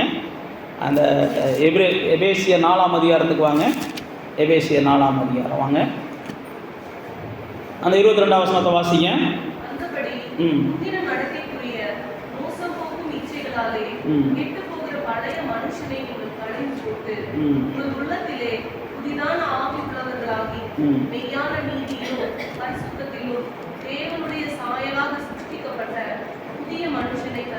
பாருங்க, பழைய மனுஷன் வேற. பழைய மனுஷன் யாருன்றதோ அதுக்கு அடுத்து சொல்லுவார் அவர். நீங்கள் ஒருவருக்கு ஒருவர் என்ன செய்வீங்க, அவயங்களா இருக்கீங்க, பொய்யானது அதுக்கு அடுத்த வசனத்தை சொல்லுவார். கோபம் கொண்டு பாவம் செய்யாதிருங்க அதுக்கு அடுத்து சொல்லும்போது சொல்லுவார், இதெல்லாம் பிசாசுக்கு இடம் கொடுக்கக்கூடிய காரியம் அப்படிம்பார். அடுத்து நீங்கள் கீழே வாட்சி பார்த்தீங்கன்னா, திருடுனீங்க, இனி என்ன செய்யாதீங்க, நீங்கள் கொடுங்கன்றாரு. இதுக்கு முன்னாடி நீங்கள் என்ன செஞ்சீங்க, களவாண்டிங்க. இப்போ நீங்கள் என்ன செய்யுங்க, கைமாறு கருதாமல் கொடுங்க. நான் மறுபடியும் சொல்லுகிறேன், தேவசாயல்ன்றது அது. தேவசாயல்ன்றது எது? அடுத்தவங்கள்ட்ட எடுக்கிறது, அடுத்தவங்கள்ட்ட வாங்குறது தேவசாயல் கிடையாது. அடுத்தவங்கள்ட்ட எதையாவது இச்சிக்கிறது தேவசாயல் கிடையாது. யாராவது ஏதாவது கொடுப்பாங்களா? நான் மறுபடியும் சொல்லுகிறேன், வாங்குகிறதை பார்க்கணும், கொடுக்கறது தான் பாக்கியம்னு நமக்கு பைபிள் சொல்லி கொடுக்குது. நீங்கள் யார்கிட்டையும் எதையும் எதிர்பார்க்காதீங்க. முடிஞ்சுன்னா யாருக்காவது ஏதாவது கொடுங்க. அப்போ தான் நீங்கள் கர்த்தருடைய சாயலாக என்ன செய்றீங்க, மாறுறீங்கன்னு அர்த்தம். இருக்கிற 2 தோசையில் ஒரு தோசையவே வீட்டில் இருக்கிறவங்களுக்கு கொடுக்கக்கூடிய மனசு நமக்கு வரலைனாலே வெளியில் நம்ம எதையும் செய்ய மாட்டோம். நீங்கள் வீடுகளில் பழகுங்க. ஒருவேளை ஒரு வீட்டில் உங்கள் வீட்டில் 3 முட்டை தான் இருக்குது, இருக்கிறது 4 பேர் இருக்கிறீங்க. தேவசாயலாக மாறணும்னு நினைக்கிறவங்க என்ன செய்யுங்க, ஒரு முட்டையை விட்டு கொடுங்க. அப்படியே இப்படி தான் பயிற்சி எடுக்கணும். சார், நான் தேவசாயலாக மாற விரும்புகிறேன். என் கணவனார் கோவப்படுறாரா, நான் அன்பாக இருக்க விரும்புகிறேன். அல்லது என் மனைவி நான் எரிச்சலாகவே இருக்கிறாங்களா, நான் பொறுமையாக இருக்க விரும்புகிறேன். நான் மறுபடியும் சொல்லுகிறேன், திருடுகிறவர்கள் கொடுக்கணும், கோபப்படுறவங்க சாந்தமாக. தேவ சாயல். இதுக்கு தான் பாவ மன்னிப்பு நமக்கு கொடுக்கப்பட்டிருக்குது. பாவம் மன்னிக்கப்பட்டது ஏதோ சும்மா நம்ம என்ன செய்யலை, நானும் பாவம் மன்னிக்கப்பட்டேன், நானும் பாவம் மன்னிக்கப்பட்டேன்ல. நம்ம சாயலை தேவ சாயலாக, ஒரு பரிசுத்த சாயலாக மாற்றணும். அடுத்து பாருங்கள், நமக்கு பிசாசின் கிரியைகள் அழிக்கப்படணும். நம்ம தேவன் பாவ மன்னிப்பை கொடுத்ததுடைய நோக்கம், நாமக்குள்ள பாவம் இல்லாமல் நம்ம வாழுகிறோம். அதே நேரத்தில் மற்ற பாவத்தில் வாழுகிற ஜனங்களுக்கு நாம் என்ன செய்யணும், வெளிச்சம் கொடுக்கணும். அதனால தான் இருளின் ராஜ்யம். கொலோசியருக்கு வாங்க. இந்த எபேசியருக்கு அடுத்து பிலிப்பியர் வருவார், பிலிப்பியருக்கு அடுத்து கொலோசியர் வருவார். பாருங்களேன், அதில் 1:13 வாசிங்க. இருளின் ராஜ்யத்தினின்று நம்ம விடுதலையாக்கி அன்பின் குமாரனுடைய ராஜ்யத்துக்குள்ளே என்ன செஞ்சிருக்கிறார், தேவன் நம்ம கொண்டு வந்திருக்கிறார். இந்த இருளின் ராஜ்யத்தில் இருந்தோம், அதுலேருந்து நம்மளை தேவன் விடுதலையாக்கி இருக்கிறார். அதனால் நானும் நீங்களும் அந்த பாவ ராஜ்யத்திலேருந்து விடுதலையானோம், மரண பயத்திலேருந்து விடுதலையானோம், சாபத்தின் பிடியிலிருந்து விடுதலையானோம். இதையெல்லாம் மற்றவர்களுக்கு இயேசு சொல்லும்போது சொல்றார், கட்டுண்டவர்களுக்கு இருதயம் நொறுங்குண்டவர்களுக்கு லூக்கா 4ஆம் அதிகாரத்தில் இயேசு வந்த உடனே கையில் பைபிளை கொடுப்பாங்க, எடுத்து வாசிப்பார். எதிர்த்து வாசிக்கும் போது இதெல்லாம் சொல்லுவார். கட்டுண்டவர்களை விடுதலை ஆக்கிறதுக்காக, இருதயம் நொறுங்குண்டவர்களை குணம் பண்ணுறதுக்காக, இப்படிப்பட்டவங்களெல்லாம் தேவனுடைய சமூகத்துக்கு கொண்டு வருவதற்காகத்தான் இந்த நாட்களில் நான் வந்திருக்கேன் அப்படிம்பார். அப்போ பாவ மன்னிப்பு என்பது, நான் மறுபடியும் சொல்லுகிறேன், பிசாசின் கிரியைகளை நமக்குள் அழிக்கிறது மட்டுமல்ல, நமக்கோடு கூட இருக்கிறவங்ககிட்ட இருந்தும் பிசாசின் கிரியைகளை அழிக்கணும். ஏனென்றால் பிசாசின் கிரியைகளை அழிப்பதற்காகத்தான் யார் வெளிப்பட்டாராம்? 1 யோவான் சொல்லும்போது 3:8 சொல்கிறார், இயேசு வெளிப்பட்டாராம். அந்த பிசாசின் கிரியைகளை அழிக்க வெளிப்பட்ட இயேசு தான் நமக்குள்ளே வாழுகிறார். நமக்குள்ளே இயேசு வாழும்போது நமக்குள்ளே அந்த எண்ணம் வரணும். என்ன எண்ணம்? பிசாசின் கிரியைகளை அழிக்கணும், பிசாசின் பிடியிலிருந்து ஜனங்களை மீட்கணும், பிசாசினால் பாதிக்கப்பட்ட ஜனங்களுக்கு விடுதலையை கொடுக்கணும். அப்போ அடுத்து பைபிளில் போட்டிருக்கு, பிசாசின் கிரியைகளை நாம் எப்பயுமே பிசாசோடு என்ன செய்யணுமா? எதிர்த்து நிற்கணுமா. யாக்கோபு சொல்லும்போது சொல்கிறார், தேவனிடத்தில் சேருங்க, பிசாசோடு என்ன செய்யுங்க? 4ஆம் அதிகாரத்தில் சொல்கிறார், எதிர்த்து நிற்குங்க. அடுத்து பார்த்தீங்கன்னா பல இடங்களில் போட்டிருக்குது. இருந்தாலும் நான் உங்களுக்கு கடைசியாக சொல்லி முடிக்கிற காரியம் என்னென்னா, பாவம் மன்னிப்பு என்பது உங்களுக்கு ஒரு அதிகாரத்தை கொடுக்குது, உங்களுக்கு ஆசீர்வாதத்தை கொடுக்குது. நான் சொன்னது உங்களுக்கு ஞாபகம் இருக்குன்னு நினைக்கிறேன். பாவம் மன்னிப்பு என்பது முதல்ல உங்களுக்கு தேவனோடு கூட சமாதானம் உண்டாக்குது. அடுத்து நான் உங்களுக்கு சொன்னேன், பாவம் மன்னிப்பு என்பது தேவனுடைய பிள்ளைக்கான ஒரு அச்சாரத்தை உங்களுக்கு கொடுக்கிறது. பாவ மன்னிப்பு என்பது உங்களை தேவனுடைய சாயலாக, பிள்ளையாக இருக்கிற நீங்கள் தேவ சாயலாக மாறுறீங்க. அடுத்து பாவ மன்னிப்பு என்பது பிசாசின் கிரியைகளை நீங்கள் அழிக்கிறதற்கு இயேசுவை போல கட்டுண்டவர்களை என்ன செய்யணும்? விடுதலை ஆக்கிறதுக்கு நீங்கள் செயல்படுறீங்க. அடுத்து நான் உங்களுக்கு சொன்னது, பாவ மன்னிப்பு என்பது உங்களுக்கு என்ன செய்யணும்? ஆசீர்வாதத்தை கொடுப்பதற்காக. இதைத்தான் எபேசியர் 1ஆம் அதிகாரம் 3ஆம் வசனத்தில் போட்டிருக்கு, உன்னதத்திற்குரிய ஆசீர்வாதம், பூமிக்குரிய ஆசீர்வாதம் எல்லாம் உங்களுக்கு கிடைக்குது அப்படின்னு அங்கே போட்டிருக்கிறார். அது வெளிப்படுத்துகிற 1:6 போட்டிருக்கும்போது, உங்களை பாவமெல்லாம் கழுவி ராஜாக்களாக ஆசாரியர்களாக தேவன் என்ன செஞ்சுருக்கிறார்? அங்கே உங்களை நியமித்து வச்சிருக்கிறார். சங்கீதம் 103 வாட்சி பார்த்தீங்கன்னா, நன்மையினால் உங்களை திருப்தியாகி கழுகுக்கு சமானமாக. பாவ மன்னிப்பு என்பது உங்களை நன்மைகளுக்கு அப்படியே உங்களை கொண்டு போகுது, நன்மைகளில் பெருக வைக்கிறது. அப்போ பாவம் மன்னிக்கப்பட்டவர்களுக்கு ஆசீர்வாதம் என்ன செய்யுது? பெருக ஆரம்பிக்குது. பாவம் மன்னிப்பு, அதான் நம்ம பேதுரு அப்போஸ்தலன் சொல்லும்போது சொல்கிறாரு, வாடாத ஒரு சுதந்திரம் உங்களுக்கு 1:4 சொல்கிறார். 1 பேதுரு 1:4 வாடாத சுதந்திரம் கிடைக்குது அப்படின்னு அவர் சொல்லுகிறார். அப்போ பாவம் மன்னிப்பை பெற்ற நாம் நல்லா தெரிந்து கொள்ளுங்க, நாம் எல்லா வகையிலையும் ஆசீர்வதிக்கப்படுகிறோம். நாம் ஆசீர்வதிக்கப்பட்டால் தான் நாம் பிறருக்கு என்ன செய்கிறோம்? ஆசீர்வாதமாக இருக்க முடியும். பாவ மன்னிப்பை பெற்றவர்கள், வேதம் சொல்லுகிறது, அவர்களுக்கு எந்த தீங்கும் நிகழாது. பாவ மன்னிப்பை பெற்றவர்கள் பிசாசுக்கு பயப்பட மாட்டாங்க, பிசாசு தான் அவங்கள பார்த்து பயப்படுவான். பாவ மன்னிப்பை பெற்றவர்கள் பிசாசை துரத்தக்கூடியவர்கள். பாவம் ஒரு மனுஷன்ட்ட இருந்தால் தான் பிசாசு இவனை துரத்தும். பாவம் ஒரு மனுஷன்ட்ட இல்லைன்னா பிசாசை இவன் துரத்துவான். யார் ஒருவன் பிசாசுக்கு பயப்படுறானோ நல்லா தெரிஞ்சுக்கோங்க, அவன் பாவத்தில் நின்றுக்கான அர்த்தம். பில்லி சூனியங்களுக்கு பயப்படுறவன் பாவத்தில் இருக்கிறான்னு அர்த்தம். எந்த ஒரு மனிதன் பிசாசுக்கு பயப்படுறானோ, பில்லி சூனியங்களுக்கு பயப்படுறானோ, அவெல்லாம் பாவத்தில் இருக்கிறாங்க. ஏதோ ஒரு காரியம், பிசாசின் கிரியைகள் அவர்களுக்குள்ளே இருக்கிறது. பிசாசுக்கு பயப்படுகிற எவனும் பிசாசுனுடைய செயல்களுக்கு உடந்தையாக இருக்கிறான். பிசாசுடைய செயல்களை ஏதோ ஒரு உள்ளத்திலேயோ ஏதோ ஒரு சிந்தையிலையோ எங்கேயோ வச்சிருக்கிறான். பிசாசை எதிர்க்கிறவர்கள் அவர்கள் என்ன செய்கிறாங்கன்னா, தேவனை தன்னுடைய சிந்தையில் வச்சிருக்கிறாங்க, தேவனை தன்னுடைய உள்ளத்தில் வச்சிருக்கிறாங்க. நீங்களும் நானும் பிசாசை எதிர்க்கும்படி தான் வந்திருக்கிறோம். நான் கடைசியாக உங்களுக்கு ஒரே ஒரு சம்பவத்தை ஞாபகப்படுத்த விரும்புகிறேன். இந்த பாவ மன்னிப்பு என்பது ரூத் புஸ்தகத்தை வச்சு நான் சொல்லி உங்களுக்கு முடிக்க ஆசைப்படுகிறேன். பாவ மன்னிப்பு என்பது ரூத் புஸ்தகத்துக்கு நீங்கள் வந்தீங்கன்னா, அந்த நகோமி என்கிற ஒரு மனுஷியை குறித்து போட்டிருக்குது. அந்த நகோமி என்கிற மனிதி தன்னுடைய பிள்ளைகளோடு கூட தேவனுடைய சமூகத்தை விட்டு பிழைப்பதற்காக வேறொரு இடத்துக்கு போயிடுறாங்க. பிழைப்பதற்காக தன் கணவனோடு கூட வேறு இடத்துக்கு போயிடுறாங்க. ஆனால் தேவ சமூகத்தை விட்டுட்டு போனால் பிழைக்கலாம் அப்படின்னு எந்த தேவ மனுஷர்கள் நினைச்சாலும் அவங்க தோற்று போயிடுறாங்க. தேவ சமூகத்தை அவமதிச்சுட்டு, தேவ சமூகத்தை நாம் அங்கீகரிக்காமல், தேவ சமூகத்தை நாம் மதிக்காமல் நாம் வாழ்க்கையில் முன்னேறலாம் நினைக்கிற எந்த தேவ மனிதர்களுக்கும் அது என்ன செய்யுதுன்னா கை கொடுக்காது.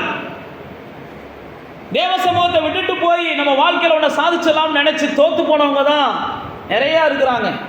தேவ பிள்ளைகள் எப்பயும் என்ன செய்யக்கூடாது? தேவ சமூகத்தை காட்டிலும் தனக்கான பிழைப்புக்களை தேடக்கூடாது. தேவ சமூகம் தான் தன்னுடைய பிழைப்போட முதல் உயிர். இப்படி தான் போகிறாங்க. தேவ சமூகத்தை நான் மறுபடியும் சொல்லுகிறேன், நீங்கள் தேவ சமூகத்தை கொஞ்சம் கூட உங்களுக்கு புரிதல் இல்லாமல் நீங்கள் செஞ்சீங்கன்னா அதனுடைய விளைவுகள் எல்லாம் உங்களுக்கு வருத்தமாக தான் இருக்கும். தேவ சமூகம் என்பது தேவன் நமக்கு கொடுத்துருக்கிற பெரிய பாக்கியம். தேவ சமூகம் என்பது தேவன் நமக்கு கொடுத்துருக்கிற பெரிய பாதுகாப்பு. தேவ சமூகம் என்பது தேவன் நமக்கு கொடுத்துருக்கிற பெரிய புதையல், பொக்கிஷம். தேவ சமூகத்தை நம்ம அந்நிய காரியமாக நினைக்கிறதுனால தான் அநேக காரியங்களை நாம் இழந்து போகிறோம். நீங்கள் பார்த்தீங்கன்னா நகோமியினுடைய குடும்பம் போன உடனேலாம் சாகலை, போன உடையெல்லாம் இழக்கலை, போன உடையெல்லாம் தொலைக்கலை. நான் மறுபடியும் சொல்லுகிறேன், தேவ சமூகத்தை மதிக்காதவர்களை கர்த்தர் மதிக்கிறது இல்லை. ஏலியை குறித்து கர்த்தர் சொல்கிறார். அதனால தான் தேவ சமூகத்தில் வந்து நம்ம விளையாடுறது, ஃபோன் பார்க்குறது, ஃபோன் பேசுகிறது. நான் மறுபடியும் சொல்லுகிறேன், பிள்ளைகளோட கூட என்ன செய்யாதீங்க, தேவ சமூகத்தில் வந்து விளையாண்டுக்கிட்டு இருக்காதீங்க. அதெல்லாம் தேவனுக்கு முன்பாக குற்றமாக இருக்கும். ஏலியை பார்த்து ஆண்டவர் சொல்கிறாரு, நீ என்ன செய்கிற? உன் குமாரனை மதிக்கிறான், நான் என்னையை மதிக்க மாட்டேன்றாரு. ஏலியை பார்த்து சொல்கிறாரு, என்ன கனம் பண்ணுறவங்கள நான் கனம் பண்ணுறேன், என்ன கனஈனம் பண்ணுறவங்கள நான் என்ன செய்கிறேன், தள்ளி விடுறேன்றாரு. அதனால தான் நான் உங்களுக்கு சொல்லுகிறேன், தேவ சமூகத்தை நம்ம எப்பயுமே என்ன செய்யணும், ரொம்ப நேசிக்கணும். உலகத்தில் தேவ சமூகத்துக்கு இணையாக வேறு எதுவுமே கிடையாது. இந்த நகோமி பாருங்க, தேவ சமூகத்தை விட்டுட்டு போய் கொஞ்ச நாள் நல்லா தான் இருந்தாங்க. கல்யாணம்லாம் முடித்தாங்க, தன் பிள்ளைகளுக்கெல்லாம் கல்யாணம் முடித்தாங்க, நல்ல மருமக்களை தெரிந்துட்டாங்க. ஆனால் கொஞ்ச நாள் கழித்து பார்த்தீங்கன்னா எப்போ உயர ஆரம்பித்தாங்களோ அப்படியே கொஞ்சம் கொஞ்சமாக சருக ஆரம்பிச்சிருச்சு. சருக ஆரம்பிச்ச விளைவு இந்த அம்மா அனாதையாக நிற்க ஆரம்பிச்சிட்டாங்க. நான் மறுபடியும் சொல்லுகிறேன், தேவ சமூகத்தை நேசிக்காதவங்களுடைய முடிவு அனாதையாக தான் இருக்கும். நீங்கள் நல்லா கவனிச்சு பாருங்கள். தேவ சமூகத்தை கனம் பண்ணாதவங்க அனாதையாக தான் கடைசி நாட்களில் இருக்கிறத நீங்கள் பார்ப்பீங்க. தேவ சமூகத்தை நான் மறுபடியும் சொல்லுகிறேன், தேவ பிள்ளைகளுக்கு தான் இது பொருந்தும். பாவ மன்னிப்பு பெற்றவங்களுக்கு தான் இது பொருந்தும். பரிசுத்த ஆவியை பெற்றவங்களுக்கு தான் இது பொருந்தும். தேவ சமூகத்தை பற்றி தெரியாதவங்களுக்கு நம்ம பேசலை, தேவ சமூகத்தை பற்றி தெரிஞ்சவங்களுக்கு நான் பேசுகிறேன். தேவ சமூகத்தை சரியாக மதிக்காதவங்க இந்த நகோமியை போல ஒரு காலத்தில் அனாதையாக வந்து நிற்கிறாங்க. நீங்கள் வேணால் பார்ப்பீங்க, நான் நிறைய பேர்த்த பார்த்துருக்குறேன். கடந்த நாட்களில் கூட ஒருத்தரை கொடுத்து நான் பேசும்போது எனக்கே கஷ்டமாக தான் இருந்துச்சு. ஆனால் நான் பேச விரும்பலை. அவங்களுடைய முடிவெல்லாம் பரிதாபமாக இருக்கிறதுக்கு ஒரே காரணம், அவங்க தேவனை அசட்டை பண்ணிக்கிட்டே இருக்கிறாங்க. வனாந்தரத்தில் ஏன் இஸ்ரவேலர்கள்லாம் தேவனை வனாந்தரத்திலே சாக வச்சார்னா, அவன் ஃபுல்லாக தேவனை என்ன செய்கிறான், அசட்டை பண்ணுறதும் மட்டுப்படுத்துறதும் அப்படி தான் பைபிளில் போட்டிருக்குது. எத்தனை வாட்டி தாண்டா என்னை கோபம் மூட்டுவீங்கன்ற மாதிரி கேட்பார். அந்த அம்மா அனாதையாக நிற்கிற அந்த நேரத்தில் அந்த அம்மாவுக்கு தெரியுது, இப்போயாவது நம்ம என்ன செய்வோம். பைபிளில் போட்டிருக்கு, ரூத்து புஸ்தகத்தை நீங்கள் வீட்டில் வாசிச்சு பாருங்கள். தேவன் அந்த தேசத்தை விசாரிச்சான்னு அந்த அம்மா கேள்விப்பட்டாங்களாம். தேவன் அந்த தேசத்தை நினைத்தருளினார் அப்படின்னு நம்ம கேள்விப்பட்டாங்களாம். அந்த தேவன் அந்த தேசத்தை ஆசீர்வதிக்கிறான்னு நம்ம கேள்விப்பட்டாங்களாம். உடனே தன்னுடைய தேசத்துக்கு போகலாம் அப்படின்னு அவங்க முயற்சி பண்ணுறாங்க. தன்னுடைய தேசத்துக்கு போகலான்னு அவங்க முயற்சி பண்ணும்போது மருமக்கள் 2 பேரும் வாளாவெட்டியாக இருக்கிறாங்க. மருமக்கள் 2 பேரும் வாளாவெட்டியாக இருக்கும்போது இந்த அம்மா மருமக்களை கூப்பிட்டு பேசுகிறாங்க. நான் மறுபடியும் சொல்லுகிறேன், பாவம் மன்னிக்கப்பட்டவர்கள் தேவனுடைய இருதயத்தை பெறுகிறார்கள். சுயநலமாக இருக்க மாட்டாங்க. சுயநலமாக இருக்கிறாங்கனாலே அவங்க தேவனுடைய இருதயத்தை பற்றி சரியான புரிதல் இல்லாமல் இருக்கிறாங்கன்னு அர்த்தம். இந்த அம்மா நகோமி வயசான காலத்தில் மயங்க தான் இல்லை, மருமக்களாவது என் கூட இருக்கட்டும் அப்படிலாம் இன்றைக்கி நிறையா பேர் நினைக்கிறாங்க. மகன் இல்லைனாலும் பரவாயில்ல, மருமக வந்து என் கூட இருந்து என்ன செய்யட்டும் தெரில, கடவுள் தான் அவங்களுக்கெல்லாம் பதில் சொல்லணும். நான் ஒன்றுமே சொல்ல விரும்பலை. தேவ பிள்ளைகளே, நகோமியை போல ஒரு இருதயம் வேணும். சுயநலமான இருதயம் யார்கிட்ட இருந்தாலும் அவர்களுக்கு கர்த்தர் எதிராக இருக்கிறார்.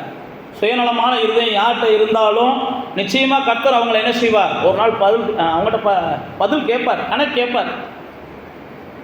இப்போ இந்த நகோமி உடனே என்ன செய்கிறான், ஏமா எனக்கு வயசாயிருச்சு, என் கஷ்டம் என்னோட போகட்டும், நான் என் ஊர் பக்கம் என் சொந்த பந்தங்களோட போய் வாழ்ந்துட்டு போகிறேன். வேதத்தில் பாதிச்சு பார்த்தீங்கன்னா, நீங்கள் தேவனை நெருங்க போகிறீங்க அப்படின்னாலே உங்கள் இருதயம் ஞானம் உள்ளதாக மாறுது. தேவனை நெருங்குறவங்களுடைய இருதயம் ஞானம் உள்ளதாக மாறும். தேவனை நெருங்குறவங்க தேவனை மட்டும் புரியலை, தான் கூட இருக்கிறவங்களையும் புரிஞ்சு கொள்கிற அளவுக்கு அவங்க வல்லவர்களாக மாறுவாங்க. தேவனை நெருங்காதவங்களுக்கு தான் கூட இருக்கிறவங்களுக்கு பற்றியெல்லாம் புரிதல் இருக்காது. தேவனோட பழகாதவங்களுக்கெல்லாம் மற்றவங்கள பற்றிய ஒரு புரிதல் இருக்காது. எனக்கு அப்படித்தான் இருக்குது பாஸ்டர்னா, நான் மறுபடியும் சொல்கிறேன், தேவனோட பழகுங்க, வேறு வழியே இல்லை. எனக்கு யாரையும் புரிஞ்சுக்கிற தெரியல, இவங்களை புரிஞ்சுக்கிறது தெரியல, அவங்கள புரிஞ்சுக்கிறது தெரியல, நான் பார்த்தா எப்போ பார்த்தாலும் என்ன செய்கிறேன், சுயநலமாகவே இருக்கிறேன் அப்படின்னா, நான் உங்களுக்கு சொல்லி முடிக்கிறது ஒன்று தான், நீங்கள் தேவனோட பழகுங்க. எப்போ இந்த நகோமி தேவனை தேடுவோம் என்ற எண்ணத்துக்கு வந்தாங்களோ அப்போ தான் அவங்களுக்கு தேவனுடைய இருதயம் வருகிறது. தேவனுடைய இருதயம் வந்ததுனால தான் அவங்க தன்னை பற்றி மட்டும் நினைக்காம தன்னுடைய மருமக்கள் மாரை பற்றி நினைக்கிறாங்க. உங்களுக்கு நல்ல எதிர்காலம் வேணுமா, நீங்கள் எல்லாம் போங்கம்மா, உங்கள் ஊருக்கு போங்கம்மான்றாங்க. ஆனால் ரூத் என்ன செய்கிறாங்க, இல்லை நான் உங்கள் ஊர் அந்த மன்னோரமாக போயிடுறாங்க. ஆனால் ரூத் என்ன செய்கிறாங்க, நான் உங்கள் கூட தான் வருவேன்னு வர்றாங்க. ஆனால் ரூத்துட்ட யதார்த்தத்தை அந்த அம்மா சொல்கிறாங்க, ஏம்மா இன்னொரு முறை நான் கல்யாணம் முடிச்சு, அந்த அம்மா அப்படியே சொல்கிறாங்க மருமக்கள்கிட்ட பேசும்போது, எனக்கு இன்னொரு குழந்தை பிறந்து அதுக்கு நான் உன்னை கட்டி கொடுக்குற அளவுக்குலாம் காலம் இல்லைம்மா, முடிஞ்சிச்சு. ஆனால் ரூத் என்ன செய்கிறாங்க, போனதும் போயிட்டு போகுது, நான் கடைசி வரைக்கும் உங்களை தான் வாழுவேன், மரணம் கூட நம்மளை என்ன செய்யணும் பிரிச்சாலே ஒளி, அதுக்கிடையில் பிரிவை பற்றி பேசாதீங்க, உங்கள் தேவன் ஏன் தேவன் அப்படின்ற இடத்துக்கு அவங்க வர்றாங்க. அப்படின்னா என்ன அப்படின்னா, இந்த நகோமி பஞ்சம் பிழைக்கப்பட இடத்துல பல பாதிப்புகளை பெற்றிருந்தாலும் அவர்கள் தன்னோடு கூட இருக்கிறவங்களுக்கு தேவனை ஏதோ ஒரு வகையில் சொல்லிக்கிட்டே இருந்திருக்காங்க. இல்லைன்னா நகோமியை கிட்ட வந்து ரூத் இப்படிலாம் சொல்லியிருக்க மாட்டாங்க, உங்கள் தேவன் ஏன் தேவன்ற வார்த்தையை அவங்க பயன்படுத்தி இருக்க மாட்டாங்க. சில நேரத்தில் நமக்கு நோய் வந்துருச்சுனாலே 4 பேர்த்துட்டு நம்ம இயேசுவை பற்றி சொல்கிறதுக்கு என்ன செய்கிறோம், தயங்குறோம். நம்ம வீட்டில் ஒரு பிரச்சனை வந்துருச்சுனாலே நாம் மற்றவங்கள்ட்ட இயேசுவை பற்றி சொல்கிறதுக்கு தயங்குறோம். ஆனால் அந்த நகோமி தன்னுடைய மருமக்கள்கிட்ட இயேசுவை பற்றி பேசியிருக்கிறாங்க, அதனால தான் நம்ம அப்படி சொல்கிறாங்க. அப்போ அதுக்கு அடுத்து பார்த்தீங்கன்னா நகோமியோடு கூட ரூத் வந்துடுறாங்க. ரூத் வந்த உடனே, நான் இங்கே நகோமியை மட்டும் மையப்படுத்த விரும்புகிறேன், ரூத்தோட காரியங்களை நான் பேச விரும்பலை, இது நம்முடைய கருத்துக்கு ஏற்றதாக இருக்காது. இப்போ நகோமி தான் ஒரு மனம் திரும்பிய மனுஷி, நகோமி தான் ஒரு பாவ மன்னிப்பை பெற்றுக்கொண்ட மனுஷி, நகோமி தான் தேவனுடைய இருதயத்தை பெற்றுக்கொண்ட மனுஷி. இங்கே நகோமி வர்றாங்க. நகோமி வந்ததுக்கு அப்புறம் ரூத் ஒரு இடத்துக்கு போகிறாங்க, அவங்க போய் சில வேலைகளை பார்க்குறாங்க. உடனே நகோமி என்ன செய்கிறாங்கன்னா ரூத்துகிட்ட விசாரிக்கிறாங்க, நீ போனியே கர்த்தர் உனக்கு தயவாக இருந்தாரா, கர்த்தர் உனக்கு அனுசரணையாக இருந்தாரா? அப்போ தான் அம்மா சொல்கிறாங்க, ரூத்தம்மா கர்த்தர் அனுசரணையாக இருந்தார். அதுக்கப்புறம் நீங்கள் பார்த்தீங்கன்னா நகோமி எடுக்கிற ஒவ்வொரு முடிவும் ஞானமுள்ள முடிவாக இருக்கும். நகோமி எடுக்கிற ஒவ்வொரு பேச்சும் ஞானமுள்ளதாக இருக்கும். அப்போ நீங்களும் நானும் எந்த அளவுக்கு அந்த தேவ சமூகத்தை நெருங்க நெருங்க நெருங்க நம்முடைய முடிவுகளும் நம்முடைய பேச்சுக்களும் மற்றவங்க பார்வைக்கு சிரிப்பாக இருக்கலாம். யோசிச்சு பாருங்க, தான் மருமகளுக்கு மாமனாரே ஒரு மாப்பிள்ளையை பார்க்குற காலம் இன்னைக்கு கூட இருக்கா? ரொம்ப அபூர்வம். இதெல்லாம் எத்தனையோ 1000 ஆண்டுகளுக்கு முன்பாக, இதெல்லாம் பெரிய புரட்சி. நம்ம 200-300 ஆண்டுகளுக்கு முன்னாடி சில புரட்சிகளை பற்றி பேசிக்கிருக்கோம். நகோமி எத்தனையோ ஆண்டுகளுக்கு முன்னாடி ஒரு பெரிய புரட்சி ஏற்படுத்துகிறாங்க. என்ன புரட்சி ஏற்படுத்துகிறாங்க? தன்னுடைய மருமகளுடைய மனவாழ்வை பார்க்க விரும்புகிறாங்க. சில நேரத்தில் தேவ பிள்ளைகள் எப்படி தான் இருக்கணும்னா, என்னையை காட்டிலும் என் கூட இருக்கிறவங்க நல்லா இருக்கணும் அப்படின்னு நினைக்கிறவங்க தான் தேவ பிள்ளைகள். என்னையை காட்டிலும் என் அண்ணன் நல்லா இருக்கிறதே என்னால் ஏற்றுக்கிற முடியல பாஸ்டர் அப்படின்னா, உண்மைக்கே நீங்கள் தேவ பிள்ளைகளாக இன்னும் மாறலைன்னு அர்த்தம். என்னையை காட்டிலும் என் தங்கச்சி நல்லா இருக்கிறதே என்னால் ஏற்றுக்கிற முடியல, என்னை காட்டிலும் பக்கத்து வீட்டுக்காரங்க நல்லா இருந்தாங்கன்னா என்னால் ஏற்றுக்கிற முடியலை, என்னை காட்டிலும் ஒரு துன்மார்க்கு நல்லா இருந்தால் ஏற்றுக்கிற முடியலை. இப்படிலாம் தேவ பிள்ளைகள் அழக்கூடாது, அப்படிலாம் பொறாமப்படக்கூடாது, எரிச்சல் அடையக்கூடாது. இந்த நகோமி பாருங்கள், என்னையை காட்டிலும் என் மருமகன் நல்லா இருக்கணும்னு விரும்பினாங்க. நான் மறுபடியும் சொல்லுகிறேன், என்னையை காட்டிலும் என் மகன் நல்லா இருக்கணும்னு விரும்புகிற எத்தனையோ பேர் இருப்பீங்க. நான் என்னையை காட்டிலும் என் மருமகன் நல்லா இருக்கணும்னு விரும்புனீங்கன்னா உண்மைக்கே நீங்கள் தேவ சாயலை நெருங்கிட்டீங்கன்னு அர்த்தம். என்னையை காட்டிலும் என் மருமகன் நல்லா வாழணும். இன்றைக்கி பிரச்சனையே அதுதான். அநேக குடும்பங்கள் என்ன பிரச்சனை, நான் கஞ்சியை குடிச்சிக்கிட்டு இருந்தேன், நீ என்ன செய்கிற கரிஞ்சோறு சாப்பிட்ற. மருமகளுக்கும் மாமனாருக்கும் மாமியாருக்கும் பிரச்சனை இதுதான். அப்படிப்பட்ட குடும்பங்கள் தான் பிசாசுக்கு இரையாகிறது. பரவாயில்ல, நான் தான் கஷ்டப்பட்டேன், என் மருமகன் நல்லா இருக்கட்டும், நான் தான் கஷ்டப்பட்டேன், என் மருமையை நல்லா இருக்கட்டும், நான் தான் கஷ்டப்பட்டேன், என் மாமனார் நல்லா இருக்கட்டும், நான் தான் கஷ்டப்பட்டேன், என் மாமியார் நல்லா இருக்கட்டும். இதுதான் தேவ சாயலை நோக்கி உங்களை நகர வைக்கிறது. நகோமி பாருங்கள், அப்படி தான் சொல்கிறாங்க, சார் ஏமா உனக்கு ஒரு நல்ல காலத்தை அமைக்கக்கூடிய நாள் வந்துச்சு, அது வரைக்கும் நான் தூங்க மாட்டேன், ஒரு நல்ல சூழ்நிலை தென்படுகிறது, நல்ல காலங்கள் கனிய போகிறது, நீ நான் சொல்கிறத மட்டும் செய்யுமான்றாங்க. உண்மைக்கே நகோமி கொடுத்த ஆலோசனை நல்ல ஆலோசனை, கெட்ட ஆலோசனை எல்லாம் நம்ம நிதானிக்க முடியாது. ஆனால் ஞானமான ஆலோசனை. அப்போ நான் என்ன சொல்ல வரேன்னா, பாவ மன்னிப்பை பெற்றவர்கள் புத்தி தெளிந்தவங்களாக இருப்பாங்க. பாவ மன்னிப்பை பெற்றவங்களுக்கு என்ன தெரிஞ்சிருக்கும்? புத்தி தெரிஞ்சிருக்கும். ஏனென்றால் அப்படி தான் போட்டிருக்கு, பிசாசின் பிடியிலிருந்து வந்த உடனே புத்தி தெளிஞ்சவனாக அந்த லேகியோன் பிசாசு என்ன செஞ்சா பிடிச்ச மனுஷன் உட்கார்ந்தான்னு போட்டிருக்கு. பாவ மன்னிப்பை பெற்ற உடனே சகையினுடைய புத்தி தெளிஞ்சிச்சுன்னு பைபிளில் போட்டிருக்கு. சகை உடனே என்ன செய்கிறான்? பணத்தெல்லாம் பாவ மன்னிப்பை பெற்றவன் புத்தி தெளிஞ்சிச்சு. அதே மாதிரி தான் இளையகுமாரனை குறிச்சும் போட்டிருக்கு. ஐயோ, நான் பாவம் செஞ்சதுனால தான் இவ்வளவு தூரம் பாதிப்பு, நான் என் தகப்பன்ட்டையும் தேவன்ட்டையும் போய் நான் மன்னிப்பு கேட்க போகிறேன்னு சொல்லும்போது அவனுக்கு புத்தி தெளிஞ்சிருந்துச்சுன்னு பைபிளில் போட்டிருக்குது. இப்போ பாவ மன்னிப்பை பெற்றுக்கொண்டாலே நமக்கு புத்தி தெரியும், நம்ம பகையை வளர்க்க மாட்டோம், அன்பை என்ன செய்வோம்? அதிகமாக உருவாக்குவோம். இப்போ இந்த நகோமியினுடைய கடைசி சம்பவத்தை நம்ம பார்க்குறோம். அந்த அம்மா என்னென்ன சொல்கிறாங்களோ அப்படியே ரூட்டு செய்கிறாங்க. அப்போ ஒரு மனிதன் புத்தி தெரிஞ்சாச்சுன்னா அவன் எடுக்கிற முடிவும், அவன் வைக்கிற கோலும், அவன் அடைய நினைக்கிறதையும் ஈஸியாக அவன் என்ன செய்கிறான்? அடையிறான். அடைய நினைக்கிறது ஈஸியாக அடையிறான். கடைசி முடிவு நாம் எல்லாருக்கும் தெரியும். பெரிய ஒரு அதிபதிக்கே மகாராணியாக யார் போய் உட்கார்றா? ரூத் உட்கார்றாங்க. அந்த மகாராணிக்கே மாமியாராக போய் யார் உட்கார்றா? நகோமி உட்கார்றாங்க. பாருங்கள், மகாராஜாவுக்கு மாமியாராக போய் உட்காரல, மகாராணிக்கே மாமியாராக போய் என்ன செய்கிறாங்க? நகோமி உட்கார்றாங்க. அதுக்கு காரணம் அந்த நகோமி எடுத்த ஒவ்வொரு முடிவுகளும் இந்த ரூத்தை என்ன செஞ்சிச்சு? நல்ல வாழ்க்கைக்கு நேராக கொண்டு போச்சு. நீங்கள் எடுக்கிற ஒவ்வொரு முடிவுகளும் அடுத்தவங்களுடைய வாழ்க்கையை என்ன செய்யணும்? உயர்த்தணும். உங்கள் வாழ்க்கையை உயர்த்தலையோ அடுத்தவங்க வாழ்க்கையை என்ன செய்யணும்? உயர்த்தணும். உங்கள் வாழ்க்கை தானாக உயரும். அடுத்தவங்க வாழ்க்கையை நகோமி உயர்த்தினாங்க, நகோமி வாழ்க்கை என்ன செஞ்சிருச்சு? தானாக வசந்துருச்சு. நகோமியை அடுத்து முடிக்கும்போது சொல்கிறாங்க, 7 பிள்ளையை பெற்றிருந்தா கூட உனக்கு வாழ்க்கையில் இப்படிப்பட்ட ஒரு பாக்கியம் கிடைச்சிருக்காது. நான் மறுபடியும் சொல்லுகிறேன், நகோமி அனாதையாக சாகலை. மனம் திரும்புவதற்கு முன்பு அனாதையாக இருந்தாங்க. பாவ மன்னிப்பை பெறுவதற்கு முன்பு, தேவ சமூகத்துக்கு வர்றதுக்கு முன்னாடி. நான் கடைசியாக சொல்லி முடிக்கிற ஒன்று தான், பாவ மன்னிப்பை பெற்ற நீங்கள் யாரும் கடைசி காலங்களில் அழுந்தி சாகக்கூடாது, அனாதைகளாக சாகக்கூடாது. நகோமியை போல் என்ன செய்யணும்? பாக்கியம் பெற்ற மனுஷியாகவே, புகழப்பெற்ற மனுஷியாகவே இருக்கணும். நான் அதுக்கு நீங்கள் செய்ய வேண்டியதெல்லாம் ஒன்று தான். உங்களுடைய இருதயங்களை என்ன செய்யுங்க? தேவனுக்கு நேராக திருப்பி தேவ சாயலாக மாறுங்க. பாவ மன்னிப்பினுடைய நோக்கம் நீங்கள் மற்றவங்களுக்கு என்ன செய்யணும்? ஆசீர்வாதமாக இருக்கணும். உங்களுக்கு நீங்கள் ஆசீர்வாதமாக இருக்கிறது ஒரு பக்கம் இருந்தாலும், மற்றவங்களுடைய ஆசீர்வாதங்களுக்கு நீங்கள் உறுதுணையாக இருக்கணும். கர்த்தர் நிச்சயமாக உங்களை ஆசீர்வதிப்பார். அப்படியே கண்களை மூடி தேவ சமூகத்துக்கு நேராக. பாவ மன்னிப்பை பெற்ற ஜனம் பாக்கியம் உள்ளது. பாவ மன்னிப்பு இயேசுவின் இரத்தத்தினால தான் நமக்கு கிடைக்கிறது. அந்த இயேசுவின் இரத்தத்தினால பெற்ற பாவ மன்னிப்பு தான் நம்மை தேவனோடும் மனிதர்களோடும் சமாதானமாக வாழ வைக்குது.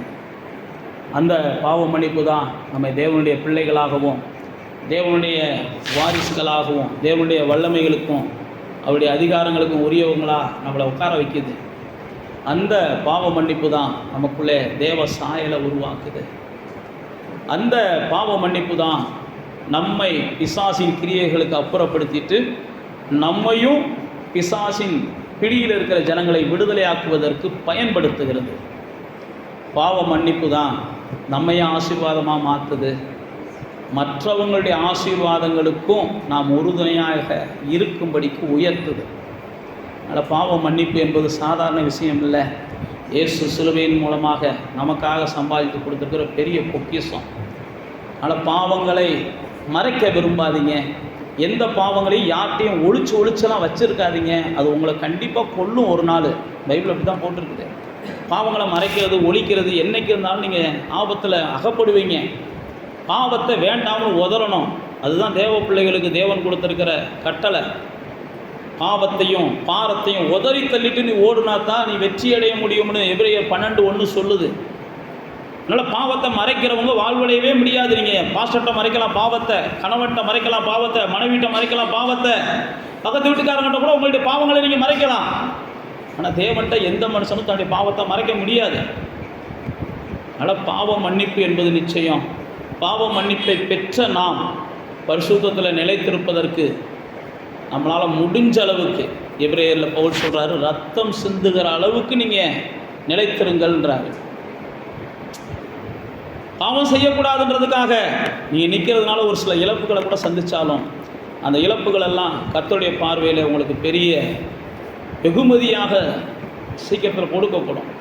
பாவம் செய்யக்கூடாதுன்றதுக்காக ஒருவேளை பழி சொற்கள் வரட்டும், பாவம் செய்யக்கூடாதுன்றதுக்காக பகைக்கிறவர்கள் பெருகட்டும், நீங்கள் பாவம் செய்யக்கூடாதுன்னு நிற்கிறதுனால ஒருவேளை மற்றவங்க பார்வையில் நீங்கள் பைத்தியக்காரங்களாக கூட தெரிஞ்சுட்டு போங்க.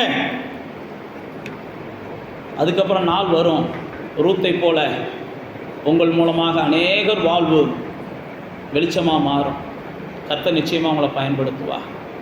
நகோமியை போல கர்த்தர் உங்களை பயன்படுத்துவார். அநேகருக்கு நீங்கள் தாயாக மாறுவீங்க, அநேகருக்கு ராஜா மாதாக்களாக மாறுவீங்க, அநேகருடைய வாழ்வை உயரத்துக்கும் வெளிச்சத்துக்கும் கொண்டு போகிறதுக்கு கர்த்தரால் பயன்படுத்தப்படுகிற பெரிய கனமுள்ள பாத்திரமாக இருப்பீர்கள் என்று அந்த நேரத்தில் நான் ஆசீர்வதிக்கிறேன். இதாவே இந்த பாவ மன்னிப்பு நிச்சயத்தோடு நம்முடைய பிள்ளைகள் ஒவ்வொரு நாளும் எந்த ஒரு பாவத்தையும் விரும்பாமல் வாழ உங்களுடைய நல்ல ஆவியானவர் உங்களுடைய பிள்ளைகளுக்கு உதவி செய்யுங்கப்பா. பாவம் மிகுந்திருக்கிற அந்த காலங்களில் பாவம் செய்கிறவங்க இன்னும் பாவம் செய்யட்டும், ஆனால் நீதியாக இருக்கிறவர்கள் இன்னும் நீதியாக இருக்கட்டும் என்ற நம்முடைய வார்த்தையின்படியே கூட பாவ மன்னிப்பை பெற்றுக்கொண்ட ஒவ்வொருவரும் பிரகாசிக்க எங்கள் நல்ல தேவன் உதவி செய்வீராக. எல்லா